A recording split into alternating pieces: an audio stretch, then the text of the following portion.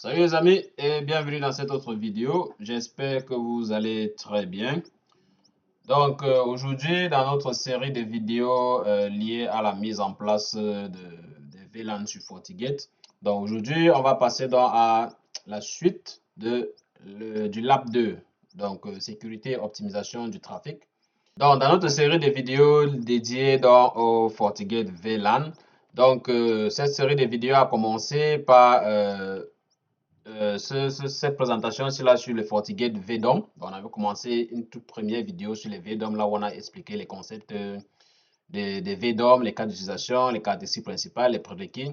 Et comme il y a des similitudes entre les VDOM et les VLAN, on avait profité pour faire des comparatifs entre les VLAN et les VDOM. Et dans la partie des activités, on avait commencé par des labs sur les VLAN. Donc, c'est vrai, la vidéo avait commencé était basée sur les VDOM, mais on a trouvé intéressant de faire d'abord des VLAN, de faire des labs sur les VLAN avant de faire des labs sur les VDOM. Donc, vous avez vu ici, on a comme deux parties. Une première activité, les labs sur les VLAN et une deuxième partie, les labs sur les VDOM. Donc, actuellement, on est sur la série des labs sur les VLAN. Donc, dans cette vidéo-là, on avait parlé également de la mise en place. Donc, on avait fait le lab 1 dans lequel on a fait la mise en place des VLAN. Donc, on avait fait cet ensemble de tâches-ci. Ensuite, dans une précédente vidéo, on a commencé dans le lab 2. Donc, le lab 2 parlait donc de la sécurité et de l'optimisation du trafic. Donc, comme on avait expliqué dans cette précédente vidéo-là, il était intéressant de faire les VLAN. Donc, c'est ce schéma qu'on avait utilisé. On avait expliqué qu'il était intéressant de faire des VLAN dans votre infrastructure, de segmenter le réseau, et ainsi de suite. Mais il restait néanmoins très crucial donc, de pouvoir garantir la sécurité et l'optimisation du trafic, de s'assurer que la communication inter-VLAN et VLAN vers l'externe et externe vers interne, donc la communication qui entre dans vos VLAN et celle qui sort de vos VLAN devait être sécurisée au maximum. Donc, et ça, les moyens de sécurisation comportaient entre autres le blocage des trafics entre les VLAN, par exemple, empêcher les visiteurs d'avoir accès aux VLAN des serveurs ou de la VoIP en créant des règles de PAF qui permettent de bloquer ce trafic-là. En inspectant également le trafic SSL, donc par exemple les communications entre le réseau interne vers l'extérieur. On devait s'assurer qu'on vérifie par exemple un ensemble de profils de sécurité, que ce soit antivirus, profil applicatif ou bien filtrage DNS et autres. Donc tout ça, on a vu ça dans cette vidéo-là. Et aussi concernant toujours sur les règles de pare-feu, on avait dit également que pour la sécurité du trafic, il fallait très souvent autoriser uniquement ce dont on a besoin. C'est-à-dire que dans les politiques de pare-feu, très souvent, on utilise l'option All pour valider, par exemple, l'accès à tous les services. Ça, c'est pas très recommandé. Idéalement, notamment lorsque vous voulez autoriser les gens, le trafic vers vos réseaux comme celui de VLAN des serveurs, il est recommandé donc d'autoriser uniquement les services vraiment spécifiques. Ça veut dire que si vous avez par exemple un VLAN de serveur, alors dans ce VLAN-là, vous avez par exemple des services comme quoi l'Active Directory, DNS, DHCP, les serveurs de fichiers, tout ce qui tourne autour de systèmes SMB et SMTP. Donc, ce sont ce genre de protocoles-là que vous devez, par exemple, définir de façon explicite lorsque vous créez vos règles de pare-feu afin d'autoriser uniquement le trafic pour ces protocoles-là. Il est préférable que les utilisateurs au départ se plaignent, par exemple, OK, nous n'arrivons pas à accéder à tel service, et vous revenez éditer la règle de pare-feu pour ajouter ces services-là. Au moins, vous êtes sûr de quels sont les services qui sont utilisés au lieu d'ouvrir la porte grande ouverte sur votre VLAN de serveur. Donc ça, c'était par exemple pour l'inspection et la sécurité de minimum. En tout cas, on avait expliqué tout ça dans cette vidéo-là. Et pour le côté restriction d'accès, bon, on avait vu par exemple les restrictions qui sont possibles sur les VLAN.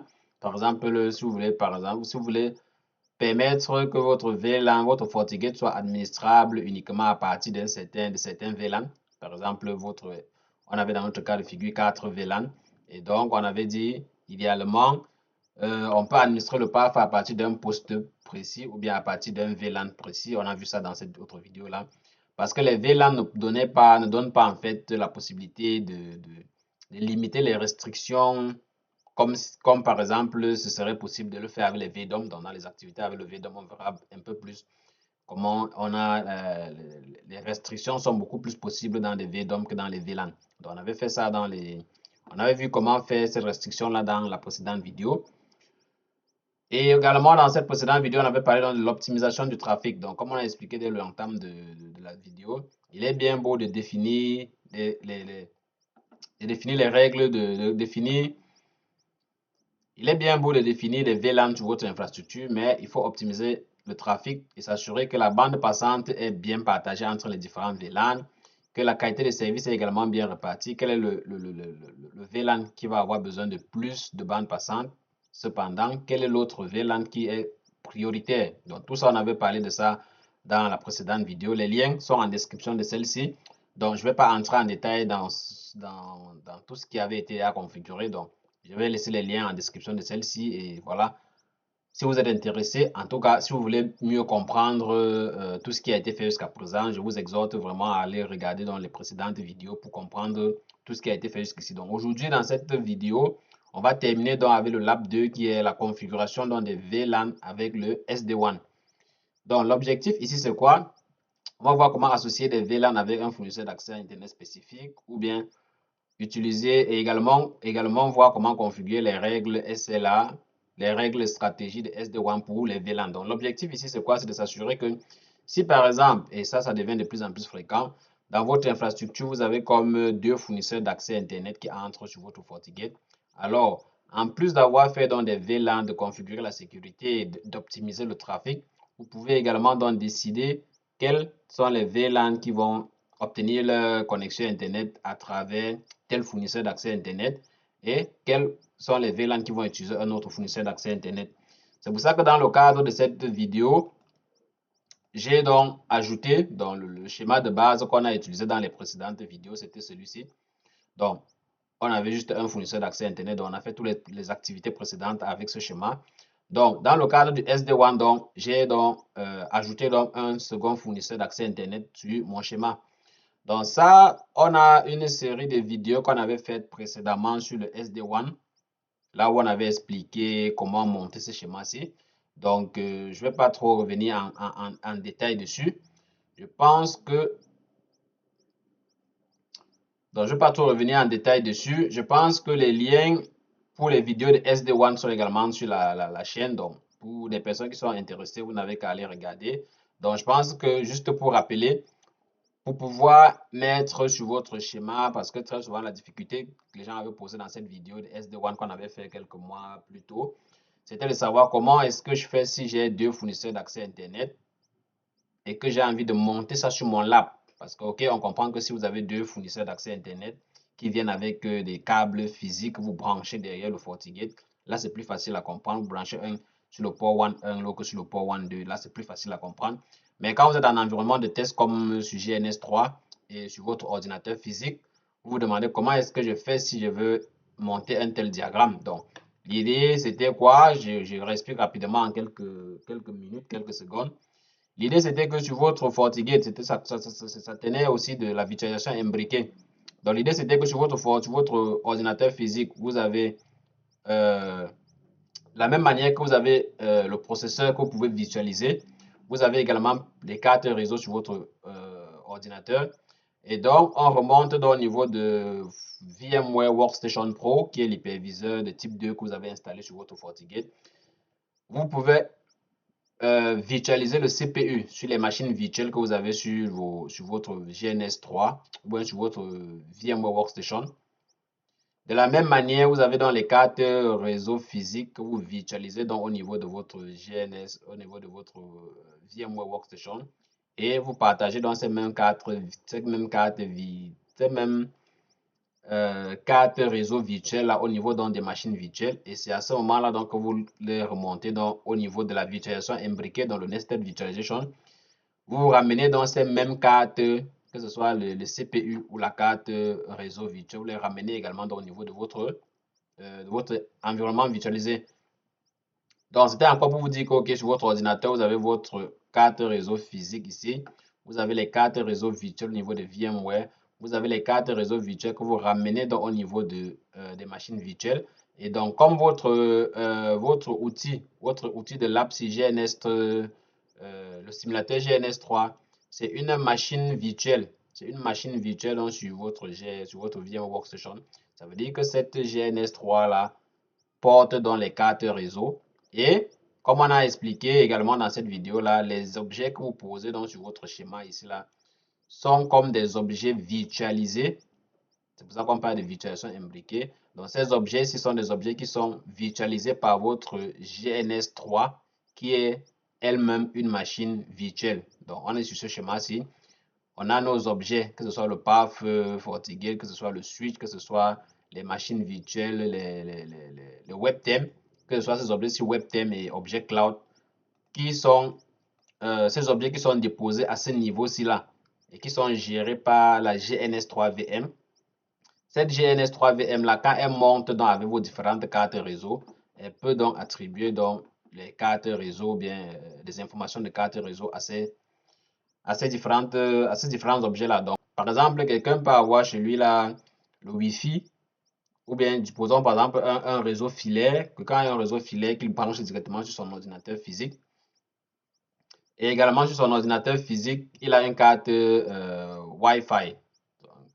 Il a une carte Wi-Fi. Ce qu'il fait par exemple, c'est quoi? Tu actives la connexion Internet sur ton téléphone, donc le hotspot sur ton téléphone. Tu utilises donc la connexion de ton opérateur. Tu partages ça et puis tu connectes ça sur ta carte réseau Wi-Fi de ton ordinateur physique. Et tu utilises donc ta box Internet de l'autre fournisseur d'accès Internet que tu branches donc directement sur la carte Ethernet donc de ton ordinateur. Ça fait qu'à cet instant-là, ton ordinateur physique dispose donc de deux fournisseurs d'accès Internet qui entrent donc par deux cartes différentes. Et donc, si tu comprends bien comment fonctionne la virtualisation imbriquée, tu es donc capable donc de faire monter donc ces deux cartes-là de telle sorte que sur ton schéma ici, tu puisses avoir donc ces deux fournisseurs d'accès Internet. Donc, c'est ça qu'on a fait donc. C'est ça que j'ai fait ici. J'avais expliqué ça beaucoup plus en détail dans les vidéos de SD-WAN. Donc, tout ça, il y a le contenu est sur la chaîne. Donc, si vous voulez vous parcourez seulement les vidéos de la chaîne, toute la partie SD-WAN, vous allez avoir tous ces détails là-dessus. Donc, ici, sans plus tarder, ce qu'on va faire, c'est se connecter donc sur notre FortiGate et puis implémenter dans la partie SD-WAN. Donc, ici, je suis connecté sur mon FortiGate. Donc, vous allez remarquer, donc, comme j'ai expliqué, j'ai sur mon port 1, j'ai mis le fournisseur d'accès Internet Bell.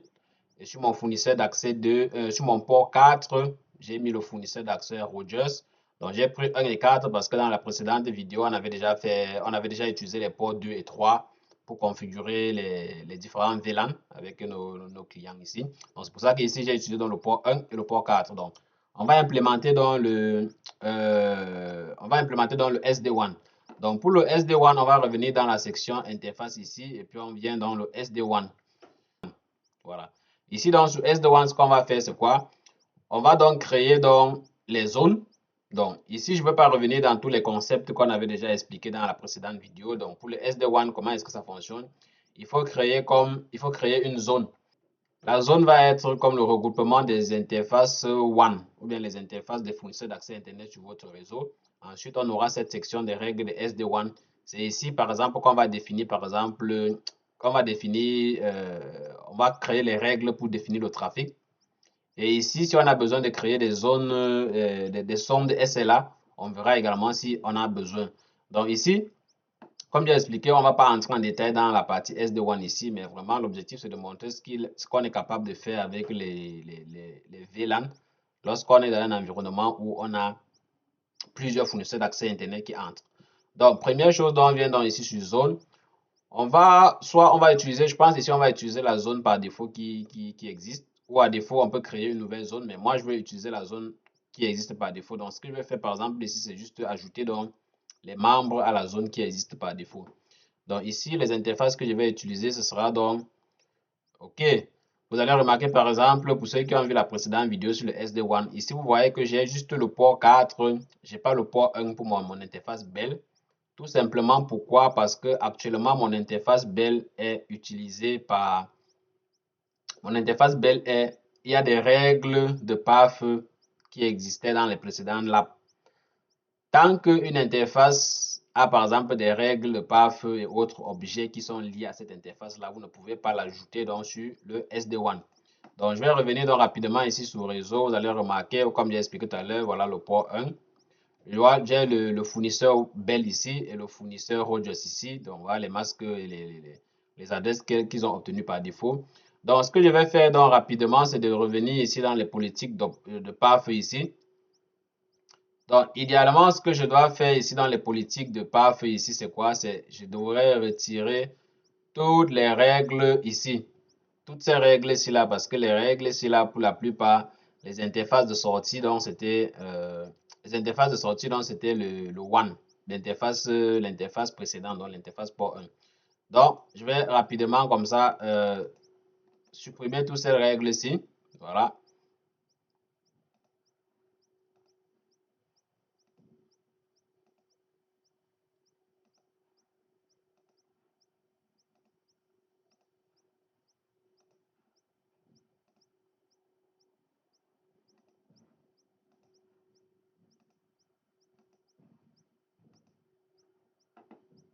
Donc, idéalement, ça doit être ça. On doit supprimer toutes les règles. Voilà. En tout cas, soit vous supprimez ou bien vous modifiez la règle et vous essayez juste de retirer juste le lien, le fait que l'interface de sortie ne doit pas être l'interface qui existait déjà. Donc, ici, j'ai retiré. Je vais revenir un peu ici et puis dans route statique. Voilà, ici même dans route statique également. Idéalement, il ne doit pas avoir de lien avec l'interface qui existait déjà. Donc, soit je retire pour la remplacer par une autre interface, ou tout simplement, je peux tout simplement supprimer la règle ici. Donc, à vous de voir, dépendamment de votre interface. Mais ce qui est sûr, comme je dis, vous ne devez pas avoir il ne doit pas avoir un attachement, quelque chose qui tient votre interface, l'interface que vous voulez associer au SD-WAN. Donc, ici, je reviens donc sur SD-WAN. Et puis ici, je vais repartir encore sur membre. Et puis, je regarde. OK. Maintenant, j'ai mon port 1 qui est disponible. Donc, là, je vais prendre dans le port 1. La zone ici, comme j'ai dit, on peut soit créer une zone, soit on utilise la zone par défaut qui existe sur le FortiGate. Donc, dans les précédentes vidéos, on avait créé une zone, mais celle-ci, je vais utiliser la zone existante. Donc, si vous voulez fournir des informations supplémentaires, c'est à partir d'ici que vous allez les faire. Par exemple, la passerelle par défaut. Elle prend la passerelle par défaut qui se trouve sur qui entre avec l'interface du fournisseur d'accès Internet. Ou alors, ensuite, vous pouvez soit utiliser de façon dynamique ou bien spécifier une autre passerelle par défaut. À vous de voir. Ensuite, ici, vous avez les informations de coût et de priorité. Donc, ça, dépendamment de votre infrastructure, vous verrez si vous devez ajouter ça ou pas. Donc, nous, dans notre cas ici, on va pas, comme j'ai expliqué, on va pas entrer trop en détail. Donc, ici, je fais OK. J'ai ajouté déjà un membre ici. Donc, je vais faire pareil avec le second membre. Membre SD1. Ici, Rogers. Voilà. Ça passerait par défaut. Tout est correct. Je l'ajoute sur la zone ici. C'est bon pour moi. OK. Donc, déjà ici, j'ai dans mes deux membres SD1. Donc, ça, ce sont les liens WAN, comme j'ai expliqué. Les passerelles par défaut, coût, on n'a pas défini. Les données déjà téléchargées, bon, comme on a les données qui sont déjà en cours de téléchargement et quelles sont les données qui sont envoyées. Donc, ici, comme on avait dit, vous avez par exemple ici la possibilité de voir la bande passante qui est actuellement utilisée. Donc, le volume, les sessions et autres. Donc, une fois que les membres SD1 sont ajoutés, donc ce qu'on va faire actuellement, c'est quoi? On va revenir ici dans les règles de SD1. C'est ici, en fait, là où le nez de la guerre se trouve. C'est ici qu'on va définir donc quels sont les différents trafics qu'on veut gérer. Quels sont les VLAN? Quels sont les VLAN qui vont utiliser, par exemple, l'interface Bell et quels sont les VLAN qui vont utiliser l'interface Rogers. Donc, vu le positionnement de mon schéma comme ça, je vais aller directement avec ça dans ce format-ci là. Donc ici, on va aller sur la base que mon interface Rogers fournit une meilleure qualité d'Internet ou bien une qualité d'Internet beaucoup plus stable que mon interface Bell, par exemple. Et à ce moment-là, donc j'ai envie de donner donc cette interface Rogers ici là, j'ai envie donc d'associer cette interface Rogers ici là au réseau au VLAN des serveurs et au VLAN de la téléphonie. vu que j'ai besoin que ici, là, on ait des informations beaucoup plus stables. Le BEL, je vais donc l'associer donc au VLAN des employés, à celui donc des visiteurs. Donc ici, qu'est-ce que je fais? Je viens donc dans règle SD1, je fais nouveau. Donc je vais appeler ici là dans employés to internet. Voilà, donc ça c'est la règle pour envoyer les employés vers internet. Donc ici, qu'est-ce qu'on va faire? On va dire dans l'interface de sortie, du moins la source, pardon, c'est employé adresse. Ici, vous pouvez également filtrer, donc vous pouvez aller un peu plus loin ici en spécifiant par exemple le groupe d'utilisateurs. Donc, vous pouvez par exemple créer un groupe d'utilisateurs ou bien un objet de groupe d'utilisateurs pour définir dans les employés. C'est-à-dire que, comme pour casser encore un peu plus la logique ici, c'est pour dire que malgré le fait qu'on a dit par exemple qu'on pouvait associer le VLAN employé au fournisseur d'accès Internet Bell, on peut non seulement le faire ainsi, mais on peut également, dans le VLAN des employés, on peut spécifier uniquement un groupe d'utilisateurs de ce VLAN employé-là qui seront redirigés vers Bell et un autre groupe d'employés, toujours dans ce VLAN, qui vont plutôt aller, donc, par exemple, sur Rogers. Vous voyez? Ça veut dire que on donne ici là une grande flexibilité vraiment pour vous de définir la chose comme vous voulez. C'est-à-dire que je peux, comme pour finir la chose, je peux dire par exemple, OK, parmi les employés ici, j'ai par exemple le top management, c'est-à-dire que les directeurs, les sous-directeurs et autres. Et puis j'ai l'autre groupe qui sont par exemple les utilisateurs qui ne sont pas dans le top management. Donc on peut dire comme ça là qu'on définit en deux groupes. Et donc on va dire que, OK, sachant que le top management, on veut leur donner une connexion qui est la meilleure, on va donc dire que dans ce groupe, dans ce VLAN 10, les utilisateurs du top management vont être redirigés donc vers Rogers, tandis que les autres utilisateurs vont être renvoyés donc sur Bell. C'est-à-dire que malgré qu'on ait créé des VLAN, on peut aller donc un peu plus loin en utilisant même des groupes pour rediriger le trafic. Donc on va dire donc destination ici, on va aller avec All et puis ici vous avez comme deux options. Vous pouvez aller en termes de destination, soit vous précisez la destination comme étant une adresse et dans ce cas-là, vous spécifiez les adresses et vous précisez quels sont les numéros ou bien les protocoles à utiliser. Soit vous utilisez dans les services Internet, ici là vont être les services qui sont soit prédéfinis sur FortiGate ou bien celles que vous pouvez définir. Et vous avez également dans les applications, vous pouvez créer la règle qui s'applique uniquement à un certain type d'application. Donc ensuite ici, dans la section interface de sortie, c'est ici que vous allez définir dans la politique qui va s'appliquer sur l'interface de sortie. Est-ce que vous voulez configurer cette règle ici sur la base, sur une base manuelle, c'est-à-dire que vous allez attribuer vous-même l'interface de sortie, ou alors vous allez aller sur la base de la meilleure qualité. Alors, la meilleure qualité ici, c'est pour dire quoi? C'est pour dire qu'à un moment donné, si je veux par exemple, parce que comme j'ai expliqué de base, l'objectif du SD1, logiquement, c'est que je dis par exemple que les utilisateurs de ces VLAN-ci de façon prioritaire vont passer par cette interface Bell. Mais si l'interface Bell n'est pas disponible ou bien si à un moment donné il y a une interruption sur l'interface Bell, alors de façon automatique, le trafic doit être redirigé vers l'interface Rogers. Donc ça c'est l'idéal. Ça c'est la meilleure compréhension, la compréhension la plus évidente qui existe ou bien la compréhension la plus évidente en termes de SD1. C'est facile comme ça. Et dans ce cas-là, donc, vous sélectionnez plutôt ici la meilleure qualité. L'interface avec les meilleures performances mesurées est donc sélectionnée. Ça veut dire que si on définit par exemple les sondes qui permettent de définir quelle est la qualité du trafic, à ce moment-là, quand vous prenez meilleure qualité ici, ça va donc choisir ce trafic-là. Ça va donc choisir cette interface-là pour l'utiliser. Vous avez d'autres options ici qui sont par exemple le coût le plus bas. Ça veut dire qu'au moment où vous avez défini les interfaces, vous avez donné la possibilité de définir les coûts. C'est-à-dire que l'interface qui répond aux objectifs SLA est sélectionnée. Et ça, en cas d'égalité, l'interface avec le coût attribué le plus bas est sélectionné. Notez que tout à l'heure, lorsqu'on ajoutait les interfaces, on avait une option pour ajouter par exemple le coût. Vous pouviez vous-même décider manuellement quel est le coût d'une interface One, sachant que le coût le plus bas signifie que l'interface est meilleure par rapport à celle qui a un coût élevé. Et la dernière, donc, c'est ici la maximiser dans la bande passante SLA. Le trafic donc est équilibré en charge entre les interfaces qui répondent donc aux objectifs SLA. Donc, comme vous avez remarqué, il y a plusieurs informations ici, la SLA, SLA, SLA qui revient. Donc, pour expliquer rapidement dans les sondes SLA avant de revenir ici, je vais faire annuler et puis revenir ici. Avant donc de créer dans les règles SD1, on vient donc ici dans les sondes SD1. Ça, comme je dis, j'ai expliqué ça dans les précédentes vidéos de SD1. Mais juste pour faire un petit rappel, dans les sondes SD1 ici, qui se mesurent sur la base, dont les statistiques se donnent, les statistiques se donnent sur la base de la perte de paquets, la latence ou la gig.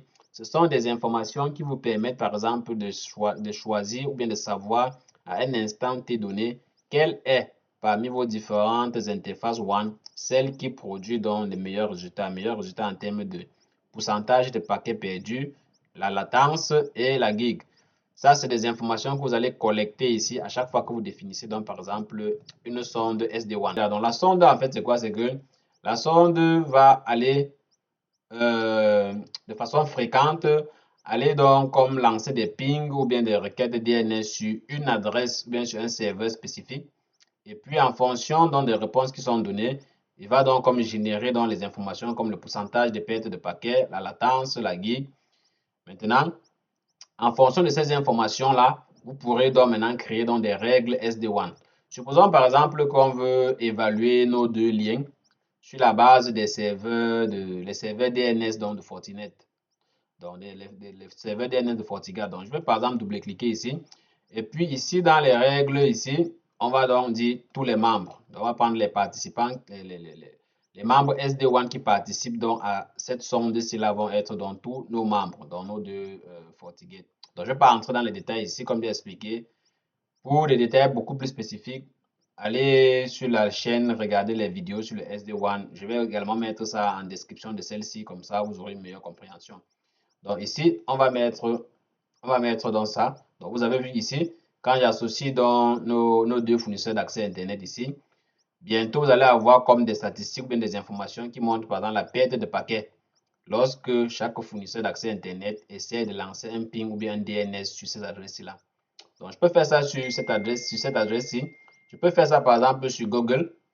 Je dis que, OK, vérifie l'accès HTTP ou HTTPS au serveur de Google ou bien au serveur de Office et donne-moi les résultats. Donc, on va faire ça, on va lancer ça également ici. On va mettre les deux, on fait OK. Et puis, je viens également ici, je lance les deux, je fais OK.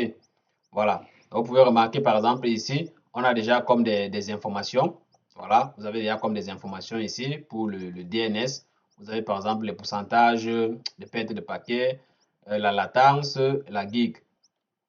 Donc, en se basant donc sur les règles, sur les informations recueillies par les statistiques, recueillies par les sondes SD1, c'est à ce moment-là donc on peut créer donc les règles de SD1 ici. Donc, comme on a dit, soit vous utilisez les règles, les sondes existantes, soit vous créez de nouvelles sondes. Donc, ici, comme on a activé, on a déjà quelques informations qui remontent. Donc, je vais revenir donc rapidement ici sur règle SD1. Ici, donc, sur les règles SD1, je vais faire donc nouveau. Ici, on va créer une règle employé, employee to Internet. Voilà. Donc, cette règle qui envoie les employés, les utilisateurs du VLAN employés donc vers Internet. Ce que je fais donc ici, c'est quoi? L'adresse source, c'est donc employee object. Et puis ici, dans groupe d'utilisateurs, je peux donc venir ici, par exemple, filtrer et choisir spécifiquement un groupe d'utilisateurs. Supposons par exemple que dans l'entreprise, on va créer rapidement un nouveau groupe d'utilisateurs. Comme ça, là, on va dire top management. Voilà. Ça peut être un groupe d'utilisateurs qui est, soit vous avez activé le SSO, soit vous avez activé le serveur Radius, LDAP. Allons-y comme ça avec le groupe top management. Donc, comme on a dit, groupe top management, ça veut dire que c'est le groupe dans lequel vous avez, par exemple, vos directeurs, vos sous-directeurs et autres, je ne sais pas, des personnes pour qui vous ne voulez pas qu'ils aient des soucis à accéder à Internet. Et donc, comme on a dit dans la logique, on va essayer donc de dire, OK, les utilisateurs qui sont dans le groupe, les utilisateurs du VLAN employé, idéalement, doivent aller sur Bell, en supposant, dans notre cas, que Bell est moins moins performant. Et donc, les utilisateurs du top management qui font partie, bien évidemment, du VLAN des employés, cependant, eux, ils vont aller plutôt vers Rogers. Voilà. Donc, ici, ce qu'on fait, c'est quoi? Les utilisateurs du top management, destination, on va dire, donc, destination, ici, c'est all. Et puis, ici, on va dire, dans les interfaces de sortie, on a comme 4 options ici. Soit on attribue manuellement nous-mêmes l'interface, ça veut dire que ici, j'ai choisi que tous les utilisateurs donc, du groupe top management vont donc immédiatement passer directement par l'interface Rogers. Et donc ça, c'est ce que, comme j'ai expliqué, ça c'est ce qu'on veut par exemple. Donc nous, on choisit manuellement l'interface où nos utilisateurs vont passer. Ou alors, on peut dire par exemple qu'on veut la meilleure qualité. La meilleure qualité ici, là, donc c'est là où on va dire par exemple que ici, on va choisir la mesure SLA. Donc la mesure SLA ici, là, va être dans les sondes tout à l'heure qu'on a activées là. Vous avez remarqué les sondes où on disait, OK, dépendamment de la sonde qu'on a sélectionnée, il y a comme des statistiques. Ça veut dire qu'on va permettre le choix de la meilleure qualité en se basant, si je dis par exemple que je me base sur le default FortiGuard. Donc le default FortiGuard, c'est la sonde DNS qui permettait par exemple aux fournisseurs d'accès Internet d'aller pinguer, à nos deux fournisseurs d'accès Internet d'aller pinguer les serveurs de FortiGuard. Et sur la base de quel de ces fournisseurs d'accès Internet là a les meilleures statistiques, c'est le meilleur choix, donc meilleure qualité donc qui va être récupéré ici. Et donc, comme on avait dit dans les sondes SLA, il y avait comme des options, des critères de qualité. Est-ce que je choisis le meilleur fournisseur d'accès Internet? Est-ce que je choisis le meilleur fournisseur d'accès Internet sur la base, voilà, ici je peux ajouter les interfaces. Est-ce que je choisis le fournisseur d'accès Internet sur la base de la latence, c'est-à-dire que celui des deux qui a la meilleure latence, ou alors celui des deux qui a une meilleure bande passante, ou celui des deux qui a la meilleure geek montée, qui a la meilleure bande passante en montée ou en descente. Donc ça vraiment, ça c'est les critères que vous sélectionnez. Donc je peux dire que je veux celui qui a la meilleure bande passante par exemple. Je peux sélectionner ici et puis je valide. Ou alors, je peux prendre celui qui a le meilleur coût, du moins le coût le plus bas. Et donc, dans ce cas, si je prends le coût le plus bas, ça veut dire que je vais également, parce que quand vous sélectionnez la cible SLA, par exemple, si je prends toujours la cible SLA ici, lorsque ces informations-là sont quantifiées, en arrière, il y a comme un coût qui est calculé. Et donc, l'interface qui répond donc et qui a le meilleur coût en termes de trafic, c'est cette interface-là qui va donc idéalement être sélectionnée. Ça veut dire que malgré le fait que vous choisissez plusieurs interfaces ici, si vous prenez des informations supplémentaires ici en bas, ça va faire en sorte que sur les deux interfaces, on va donc comme choisir quel est celui qui répond le mieux. Ça, c'était le troisième.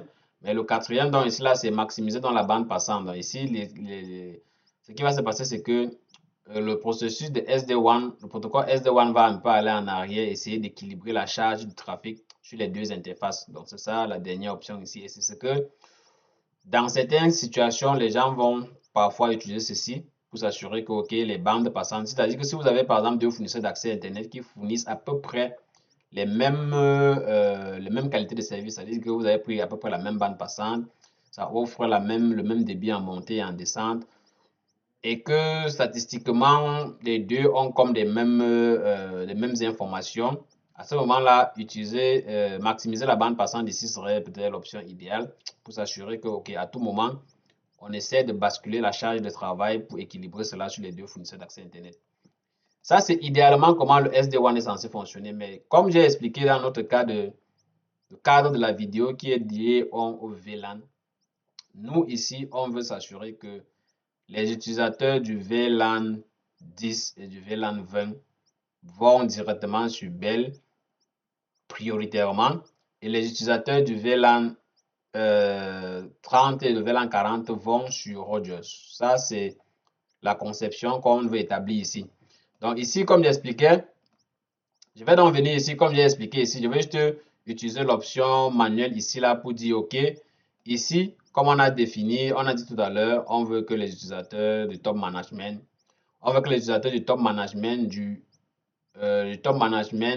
du top management donc des employés puisse utiliser donc la connexion Rogers. Donc là, on va partir avec manuel et puis on met Rogers ici.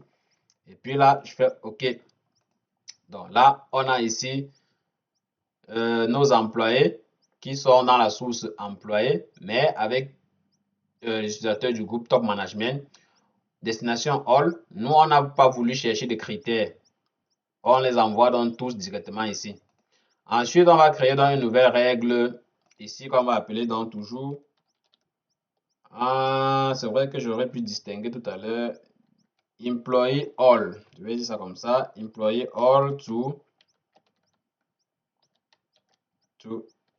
Internet. Voilà. Maintenant, c'est le reste des employés. Donc, toujours dans le module employé. Ici, je mets rien. Et puis ici, j'ai dit tout destination all. Et ici en bas, toujours pareil, je choisis manuellement sur quelle interface ils vont sortir. Et cette fois-ci, j'ai dit ils vont aller donc par l'interface belle. Et là, je fais appliquer.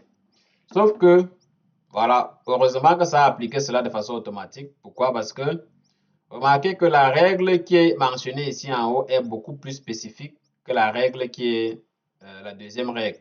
Ça veut dire que si je mets plutôt comme ça, ça va faire en sorte que cette règle-ci va s'appliquer également aux utilisateurs du top management. Parce que la règle générale, très souvent, ça englobe la règle spécifique. Voilà, donc idéalement, il faut mettre les règles spécifiques en première position. Voilà. Donc ici, ce que je vais faire, c'est quoi? Je vais donc ensuite, comme vous avez vu, donc, les employés du top management qui font aussi partie du groupe du VLAN employé vont accéder directement ils vont aller directement par le fournisseur d'accès Rogers, tandis que le reste va aller donc par Bell. Donc on va faire pareil donc avec les autres ici. Donc le visitors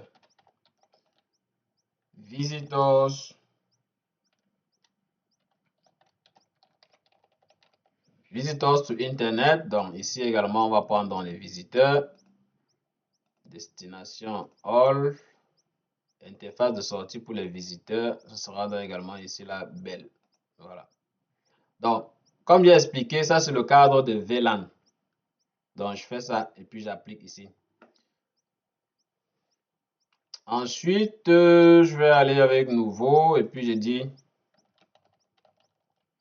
server to internet. Server internet. Je choisis interface de sortie. Serveur, comme je l'ai dit cette fois-ci, ils vont donc sur Rogers. Je fais OK. Et puis ici, je vais prendre dans VoIP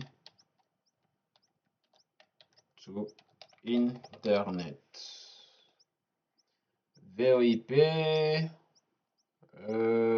all. Non, ici VoIP, je peux par exemple ici au lieu d'utiliser des adresses, je prends par exemple application ici et puis je cherche VoIP. Il n'y a pas de catégorie ici, donc ça rend cela un peu plus compliqué. Bon, comme il n'y a pas de catégorie, donc je voulais utiliser la VoIP, donc uniquement les services de VoIP ici, comme on a expliqué dans la précédente vidéo, idéalement. Pour ce qui est de la VoIP, sélectionnez donc uniquement tout ce qui est lié donc à la VoIP, les services liés à la VoIP, donc tout ce qui est voix, donc Zoom, Teams et autres, c'est ça que vous devez sélectionner idéalement ici. Donc, je prends par exemple ici All et puis je dis ici manuel. Manuel, je dis donc, voilà, je fais OK. Donc, là, on a défini par exemple les règles de SD-WAN. Donc, ce qui se passe donc, ce que j'ai à vous poser comme question ici, c'est qu'adviendrait-il étant donné qu'on a assigné les interfaces ici là de façon manuelle et on semble ne pas avoir donné la possibilité pour les utilisateurs du VLAN, par exemple, je prends l'utilisateur du VLAN employé, d'aller sur Internet en utilisant par exemple le VLAN Bell.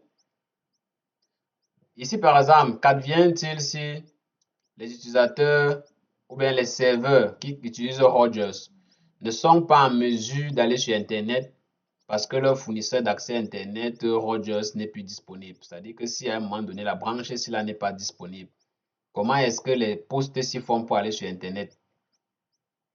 J'explique, je reviens par exemple ici, si je viens par exemple sur le cas de la VoIP.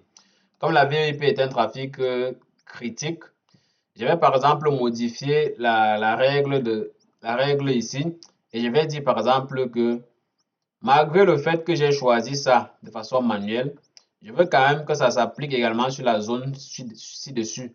Et je vais donc pouvoir prendre dans cette zone, sachant que dans cette zone, j'ai les deux fournisseurs d'accès Internet. D'accord? Donc, quand je fais ça et que je fais appliquer, vous allez voir donc directement ici, donc sur la VoIP, j'ai mes deux interfaces qui sont ici. Ça veut dire que de façon automatique, il y a un qui a été choisi manuellement, mais au cas où celui-là n'est pas disponible, alors on va envoyer le trafic directement donc vers le second. Qu'advient-il donc si, par exemple, pour l'autre réseau-ci, comme j'ai expliqué, les serveurs to Internet. Bon, qu'est-ce que j'écrivais là? Anyway, serveur to Internet. Comme j'ai choisi uniquement Rogers, si Rogers n'est pas disponible, est-ce que mes postes, est-ce que de façon automatique en arrière, est-ce que le SD-WAN va rediriger donc le trafic Internet vers Bell? On va faire le test donc rapidement ici. Donc ici, rapidement, je vais donc aller sur, je vais mettre en marche dans le PC5 ici. Je fais Start. Je fais Start. Donc, n'oubliez pas également que ici, quand vous créez les règles SD-WAN, ce n'est pas les règles SD-WAN qui roulent le trafic de façon automatique vers l'extérieur. Si vous avez créé les règles SD-WAN ici, il faut revenir ici, là, donc sur la route statique, ici, là, créer la route. Par exemple, comme on a dit tout à l'heure, si je viens par exemple sur le PC1, je vais commencer donc par le PC1 qui est le PC qui a accès à l'interface Bell. Donc ici, je vais attendre quelques secondes pour que le PC1 se mette en marche. Je vais par exemple ouvrir. Ça, en général, ça ne prend pas beaucoup de temps pour se mettre en marche. Mais... Donc, je vais commencer donc, par exemple par le PC1 ici. Donc, je double-clique. Donc là, si j'essaie par exemple d'accéder à Internet à partir du PC, le PC1, ça ne fonctionne pas, bien évidemment, parce que malgré qu'on ait créé des règles SD-WAN ici, ce n'est pas les règles SD-WAN ici là qui vont conditionner le trafic. Donc, je reviens donc sur route statique ici.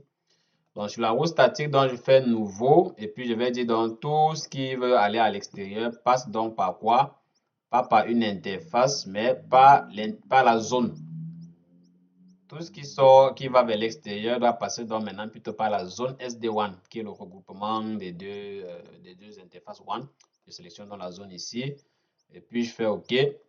Donc, maintenant, le trafic sait par où passer. Est-ce que si je reviens ici sur mon interface de test ici et que je rafraîchis, donc ici, je vais essayer, je ne sais pas, fast. Je vais réessayer. Voilà, donc on voit, ça ne passe toujours pas. D'accord? Ça ne passe pas. Voilà, on est convaincu, ça ne passe pas. Donc, on a la règle statique, bien la route statique qui est définie. On a les règles SD-WAN qui sont définies ici, qui ne fonctionnent, qui ne fonctionnent pas, malgré que ici, vous allez voir ici, Employee to Internet. On a ici, là, par exemple, 141 occurrences. Ça veut dire que on a, par exemple, du trafic qui est en train d'être envoyé. Bonne quantité de trafic qui est en train d'être envoyé. Mais ici, là, au niveau donc, au niveau de l'interface de SD-WAN, vous avez par exemple ici là, les informations sur le trafic envoyé, le trafic entrant.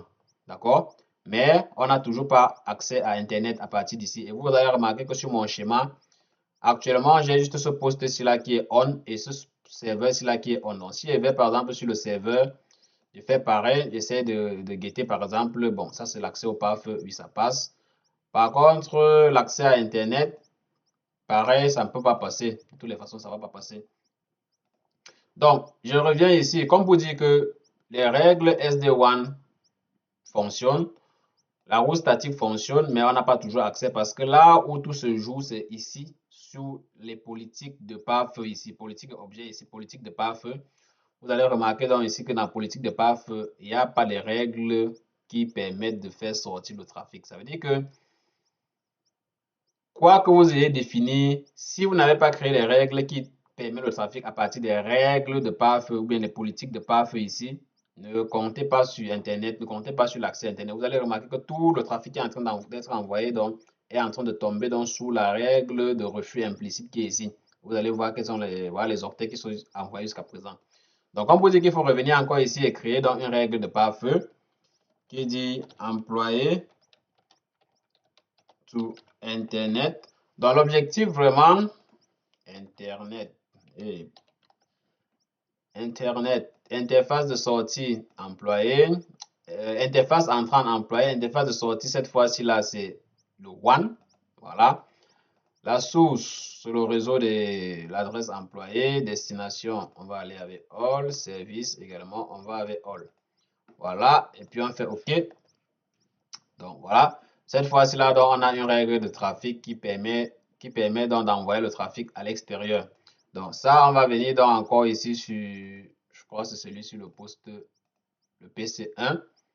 Voilà, maintenant sur le PC1, après actualisation, on peut voir dans les informations qui chargent. Donc Internet à présent passe sur le PC1. Voilà. Par contre, si je reviens sur le PC2, le PC3, ça c'est celui du VLAN serveur. Voilà. Sur le VLAN serveur, on n'a toujours pas accès à Internet. D'accord? On n'a toujours pas accès à Internet. Donc, ce que j'étais en train de dire, donc, c'était que, bon, ici, je vais créer donc la règle qui permet au serveur d'aller sur Internet. Donc, je dis donc, servers to Internet. Wow. Internet. Ouais. Serveur, sortie, virtual, la zone, la source, serveur, adresse et destination, on va dire all, service all. OK? Dis OK. Donc, rappelez-vous que ici, dans règle SD1, ce qu'on a défini dans les règles SD1 ici, pour le trafic des serveurs, on a dit le trafic pour les serveurs passe uniquement par l'interface Rogers. On a la preuve que l'interface Build fonctionne. On a essayé. On a l'interface Rogers ici qui montre au rouge. Donc, normalement, actuellement, sur mon poste, l'interface Rogers n'a pas accès à Internet. D'accord? Donc, on va revenir ici, par exemple, sur le poste serveur ici. Quand je fais actualiser, vous voyez, quand je fais actualiser ici, l'Internet ne fonctionne pas. Pourquoi? Parce que actuellement, mon interface Rogers n'a pas accès. L'Internet dessus ne fonctionne pas. Donc, je peux vérifier cela encore si je reviens, par exemple, ici dans sonde SD1. Vous remarquerez, que toutes les sondes SD1 qui ont été définies, si vous regardez les statistiques concernant l'interface Rogers, vous voyez que l'interface Rogers est down pour toutes les sondes où ça a été ajouté. Donc, ça, c'est une preuve que l'interface Rogers n'est pas fonctionnelle actuellement. Et donc, ça nous permet donc de regarder, donc de dire, OK, si on a donc défini des règles SD1 de façon statique ou manuelle en disant que, OK, tout ce qui est serveur va aller uniquement vers l'interface Rogers, par exemple ici, et qu'à l'instant T, Rogers ne fonctionne pas, vous vous rendez compte que vous n'aurez donc pas accès à Internet. Ça veut dire que l'idéal serait quoi? L'idéal serait que même si vous voulez que de façon prioritaire, le trafic pour ces VLAN-là, pour ces deux VLAN passe par le Rogers, il en demeure pas moins très important de se rassurer qu'on a mis la connexion de secours. Voilà.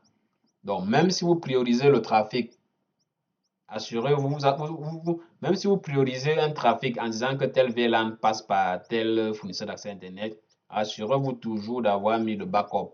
Donc, on va rééditer ici. Donc, ici, on va rééditer ici. Et donc, ce qu'on va faire donc ici, ce sera donc de dire, malgré le fait que l'interface choisie et qui va être prioritaire lorsque l'interface est fonctionnelle, ça va être le Rogers. Néanmoins, on va appliquer ça sur la zone SD-WAN qui regroupe les deux interfaces. Donc là, je fais OK. Donc ça, c'était server to Internet. Donc on a l'interface choisie. Maintenant, on a l'interface de secours. Donc ce que je vais refaire donc ici, c'est revenir ici et puis essayer comme d'actualiser. On va actualiser ici. Voilà. Et vous pouvez remarquer que maintenant, quand on actualise, ça semble passer. Donc, si je reviens donc encore ici, donc vous remarquez maintenant que sur Server to Internet, malgré qu'on ait choisi, on ait désigné Rogers, interface Rogers comme étant l'interface prioritaire, si l'interface Rogers ne fonctionne pas, alors on bascule le trafic donc sur l'interface Bell, comme on a ajouté comme étant interface de secours. Donc, ça, c'était pour dire que il faut bien comprendre lorsque vous segmentez vos VLAN et que vous décidez par exemple quels sont les VLAN qui vont utiliser tel ou tel fournisseur d'accès Internet. Sachez que la définition ou bien le fait de segmenter et de dire que tel VLAN va vers tel fournisseur d'accès Internet, c'est une chose, mais rassurez-vous toujours de mettre en arrière l'interface ou bien le VLAN, le fournisseur d'accès Internet de secours pour vous assurer que en cas de mauvaise manipulation ou bien en cas d'absence d'Internet sur un des trafics, qu'on ait toujours le trafic de secours. Sinon, par défaut, si les deux liens fonctionnent parfaitement, alors ici, vous pouvez vraiment définir comment est-ce que votre trafic de votre VLAN va être envoyé. Donc, ça, je pense que ça fait, avec ça, je pense que ça fait un peu le tour. Ça fait un peu le tour de cette vidéo sur le Lab 2. Donc, on a parlé de la sécurité du trafic. On a parlé de la sécurisation du trafic de VLAN. On a parlé de la priorisation et de l'optimisation du trafic de VLAN. Et maintenant, pour les environnements où le SD-WAN, ou bien les environnements où il y a comme deux fournisseurs d'accès Internet qui entrent, on peut implémenter le VLAN afin de prioriser quel est le trafic. Ça permet par exemple, ici là, ça entre toujours dans ça entre toujours dans la rubrique optimisation du trafic parce que ça vous permet donc par exemple d'orienter donc votre trafic utile vers le fournisseur d'accès Internet le plus performant et le trafic le moins utile vers le fournisseur d'accès le moins performant. Donc, voilà, c'était un peu ça que je voulais présenter en termes d'activité sur le VLAN. Donc, on a vu la mise en place de VLAN, on a vu la sécurisation du VLAN. Donc, dans les prochaines vidéos, on va commencer donc effectivement avec les VDOM où on va dans les séries de vidéos sur les VDOM des labs sur les VDOM, là où on va voir dans ces différentes activités-ci là, et possiblement, s'il y aura des ajouts et autres, on le fera. Donc, les amis, restez scotchés. Comme d'habitude, si vous avez des questions, des commentaires, vous avez besoin de suivi, vous avez besoin d'accompagnement, si vous avez besoin qu'on vous assiste dans vos diagrammes, ou bien même si vous avez besoin d'une formation, n'hésitez pas à m'écrire dans la section des commentaires ou bien m'envoyer un mail directement. Et puis, je me ferai un plaisir de vous répondre et ensemble, on verra ce qu'on est capable de faire. Donc, les amis, restez scotchés. On se prend dans la prochaine vidéo.